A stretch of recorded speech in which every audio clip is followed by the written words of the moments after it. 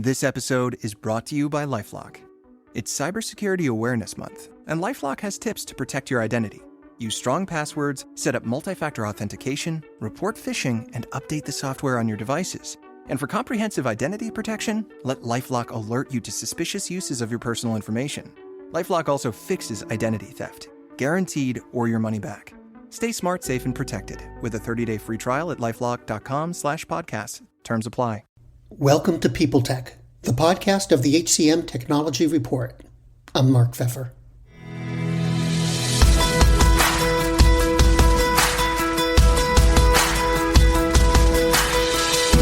Today we're talking to Doug Leonard, the CEO of Clovers AI. We're going to talk about how recruiters can operate successfully in today's unsettled market, the impact technology's had on recruiting's evolution, and movement toward diversity, equity, inclusion, and belonging. That and more on this edition of People Tech. Doug, it's great to see you. Thank you. It's great to see you too. In terms of recruiting, how would you wrap up 2021, and what do you think recruiters should be prepared for during 2022? Yeah, let's start with last year. And I think the wrap up is the old saying, the war for talent is alive and well. And Mark, I don't know if you recall, that term was coined in probably the early aughts or late 90s by McKinsey. And at a certain point, you realize that, holy cow, that is never going away. And it is, I think it's still as real and alive as it was 20 years ago. The war for talent, it continues. And there's a bunch of trends that are forcing that to happen. But I think that's probably the thesis statement from last year, because so much has changed last year, you know. Well, and what about 2022? So I expect that it's going to continue. I think that, you know, like so many facets in our lives, the pandemic has changed so much, right? And one thing it did, especially in the talent acquisition space, is it starts to create this geographic fluidity. Like, remember, there was a point, I used to live up in the Northeast and in Fairfield County, and it was like, okay, you're going to work in Manhattan. You're going to work in Greenwich, Connecticut. You're going to work in Westchester, New York. And I was really bound by where you live. And boy, times have changed. It is not, usually when people post recs these days, it's not even like, hey, you know, you got to live in Pittsburgh. You got to live in New Jersey. It's like the 10th thing on the list of where you live. And I think that opens up a lot of opportunity for a lot of different people. And man, that is going to continue.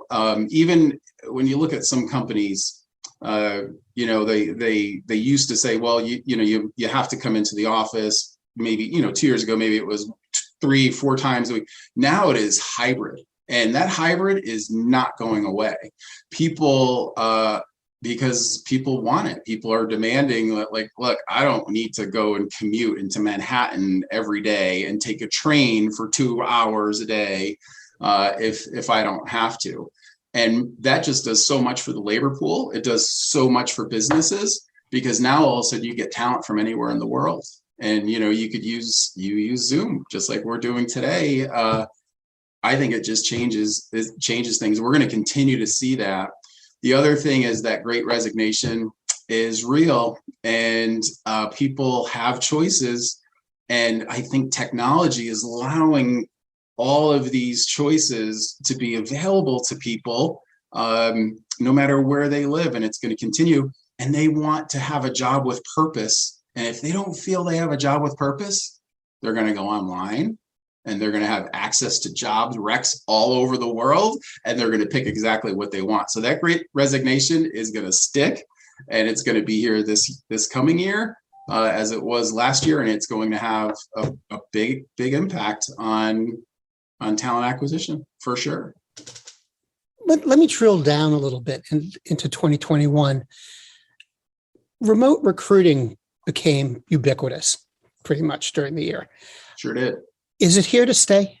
I mean, how do you anticipate it impacting recruiters' overall approach to talent acquisition?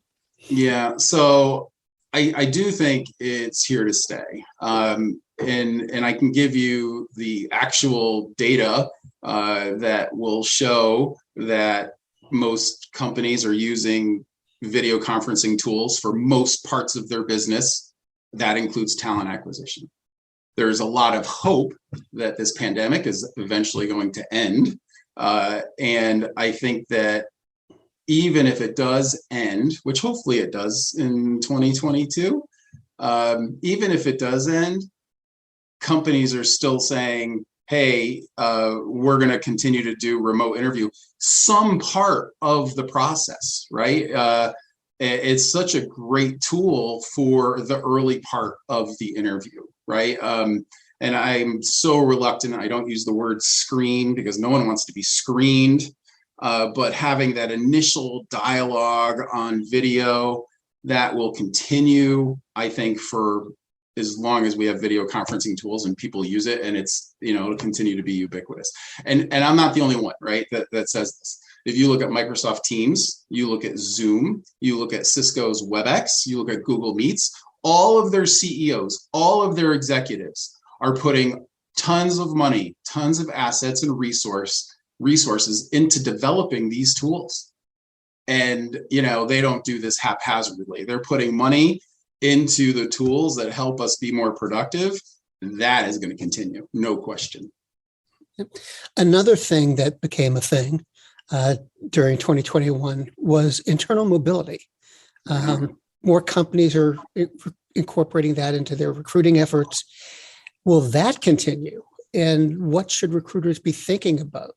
Yeah, so I often look at things from a macroeconomic standpoint, and look, we're at near full employment mark, right? A healthy and robust economy is about 4% unemployment. So there's 4% of the people that just don't need to work, or they don't want to work, or they're not in the workforce.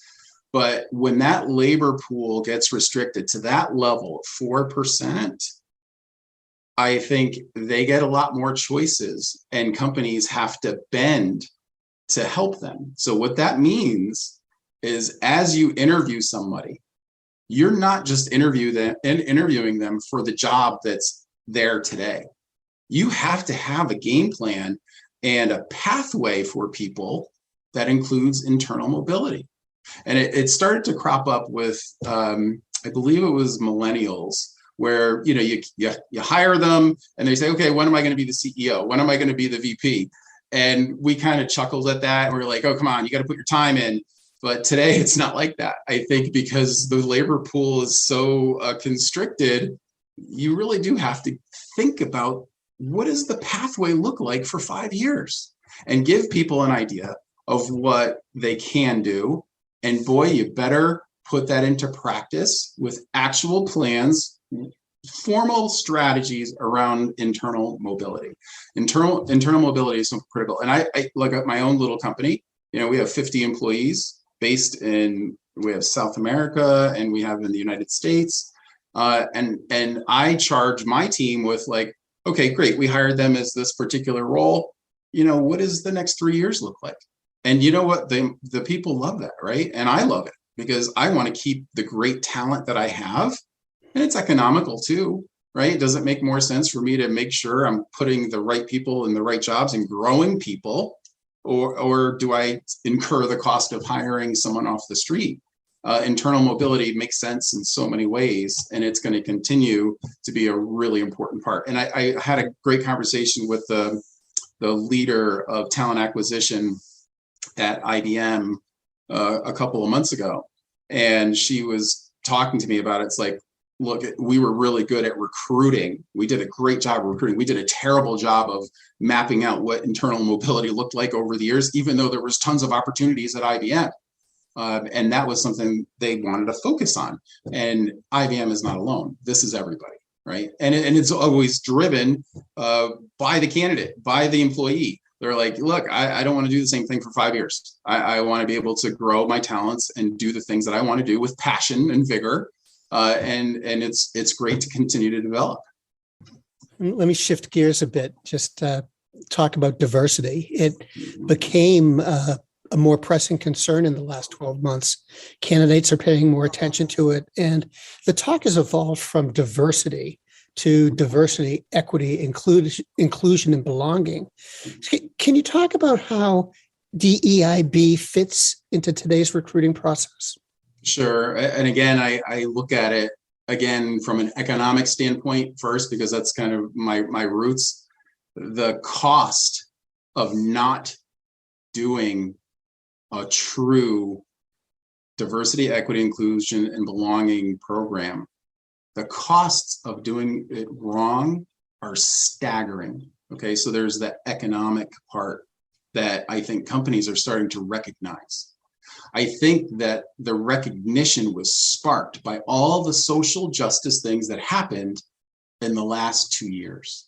It actually moved the needle significantly. When I was selling talent management systems and programs years ago, I would have the conversation with the CHRO or the VP of HR. And we would talk about diversity. You're right, it was just diversity. And they were like, yes, we absolutely want to do it. And you know what was behind, yes, we absolutely want to do it? Nothing other than we know we have to do it.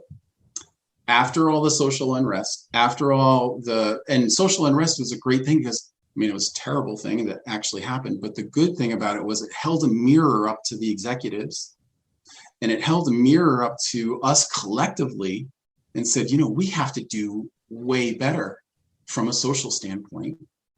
And then people started looking at it from an economic standpoint, and it makes sense on all those levels. It's ethical, it's moral, it's economical, and it's fair. And if you look the way there's areas in the country that have always done well economically. You know, you look at the West Coast, different pockets on the West Coast, you look at Silicon Slopes, which is in Salt Lake, you look at New York City, great. But there's pockets in Mississippi, pockets in parts of Texas, pockets in parts of Montana or whatever, that people just didn't have opportunity. And now they have opportunity because, again, there's geographic fluidity. It doesn't matter where you live. And also now there's a real intent and a process to be more diverse and not just hire people that look like you and sound like you. And, you know, I'm grateful that it's happening. I've seen a material change in the types of people that are being hired. And I have a great conversation with the CEO of NAACP. And this is about 2 months ago. And he said to me, his name is Derek Johnson. He says, look, first thing is the intent. A company needs to have intent. I think companies got the intent. They want to do it. You know, there's never been more chief diversity officers ever in the history of American business or global business. There's now, I think, 65 or 70% of them were hired in the last 18 months. That means companies are putting calories into it. They're putting effort. They're putting actual process behind this C-level position. And that's what Derek was saying, Derek Johnson from NAACP. He's like, great, start with intention, but make sure you do something about it. And that's what we're doing now. And Clovers, I'm not trying to plug my product here, but you know, Clovers is part of that. It's just one thing that we could do to do a great job in being more equitable across the board. The world's best-known investor and Wall Street expert, Warren Buffett, once said, Wall Street is the only place that people ride to in a Rolls-Royce to get advice from those who take the subway. Mr. Buffett's quote is remarkably accurate, but how many people would rather receive advice from him than someone simply guessing? Welcome to Buy, Hold, Sell, your single source for Wall Street knowledge and profitable guidance. Please join me, Todd Schoenberger, and fellow trader Tobin Smith, as well as host Veronica Dudo, for a podcast known to move the needle for investors. Tobin and I are seasoned Wall Street executives with deep investment experience, and we are prepared to share our advice to those who choose to listen. Download Buy, Hold, Sell today on the Evergreen Podcast Network or your favorite podcast channel. You know, all of these things are a part of the new normal, I'd say, Yes. in recruiting. So how can recruiters use technology to adjust to all of this and manage it?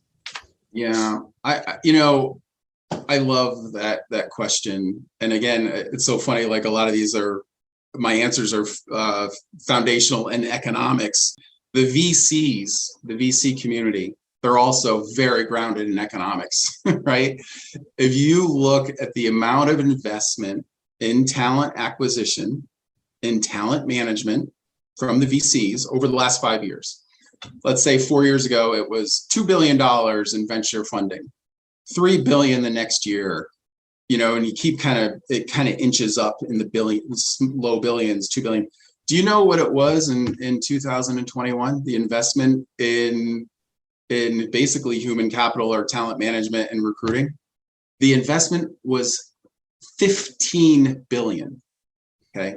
So from an economic standpoint, the VCs and that VC money does drive a lot of innovation. The VC money is there, and now there's tools. And it goes back to what I said about Derek Johnson. He's like, do something about it. But look, the investments are there. The money is there. Now the innovation is there.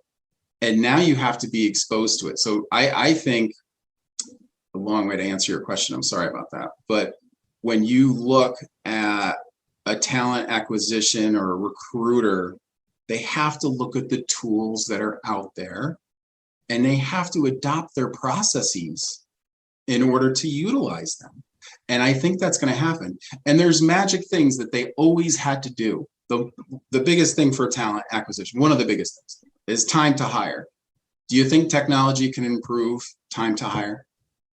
Can we make the process better? Can we make the process more fair?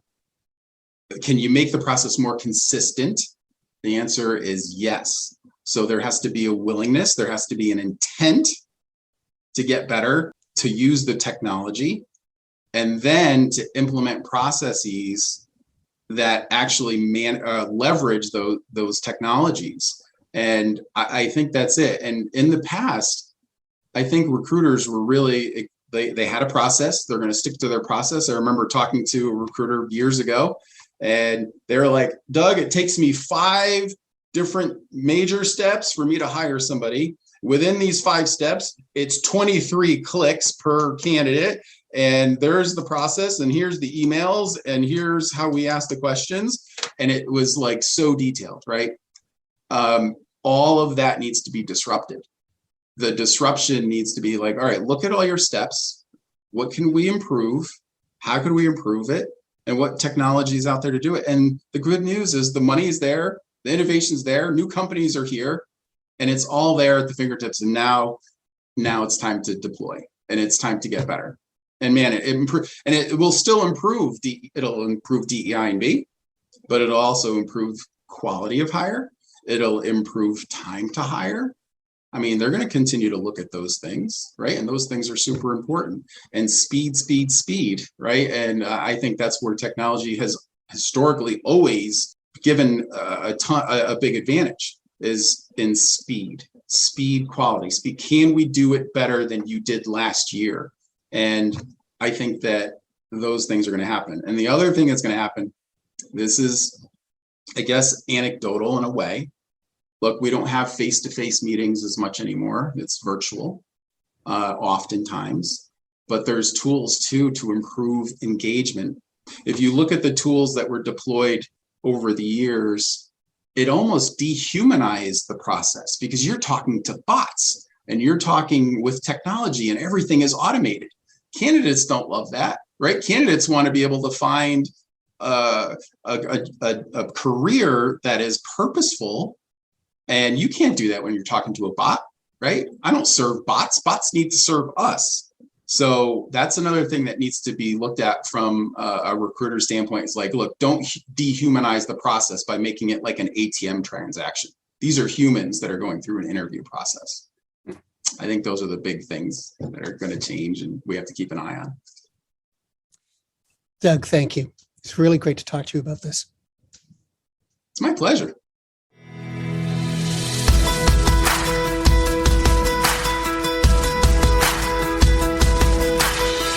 My guest today has been Doug Leonard, the CEO of Clovers AI. And this has been People Tech, the podcast of the HCM Technology Report. We're a publication of Recruiting Daily. We're also a part of Evergreen Podcasts. To see all of their programs, visit www.evergreenpodcasts.com. And to keep up with HR technology, visit the HCM Technology Report every day. We're the most trusted source of news in the HR tech industry. Find us at www.hcmtechnologyreport.com. I'm Mark Pfeffer.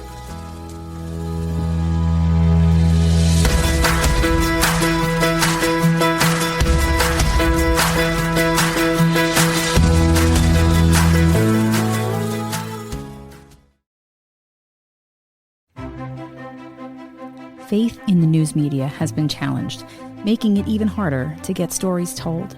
The Friday Reporter podcast was created to help audiences better understand the media by hosting journalists who will answer the questions to which we need answers. Join me every Friday to hear more. Welcome to Don't Retire, Graduate, the podcast that asks you what you want to be when you grow up so you can graduate into retirement with a purpose and a passion, whether you're 25, 85, or any age in between. Gain actionable financial and mindset tips from your favorite authors, podcasters, and influencers to help you reach that exciting next chapter. Listen now and start building your path to financial freedom and reframing what retirement can mean to you. This is your host, Eric Brotman, reminding you, don't retire, graduate.